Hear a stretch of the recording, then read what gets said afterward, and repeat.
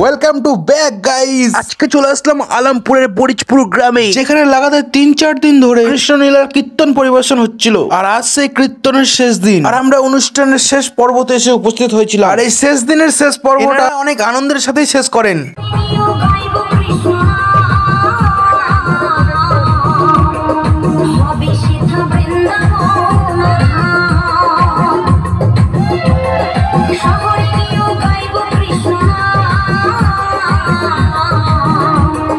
জল কাদার মধ্যে মাতামাতি করে গ্রামের লোক কাদা মেখে আজকের দিনটা অনেক ভালো করে সেলিব্রেট করে।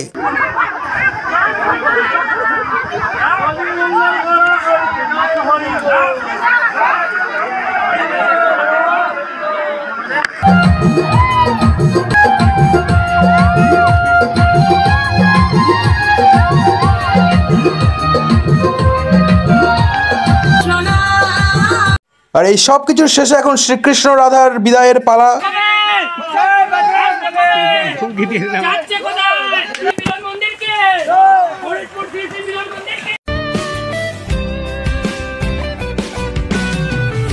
আর জানি না কেন কৃষ্ণকে ডুবতে দেখে কংসর বংশটা এত খুশি হচ্ছিল। সবকিছু অনুষ্ঠান পর্বের শেষে সবার জন্য খিচুড়ি প্রসাদের ব্যবস্থা করা হয়েছিল।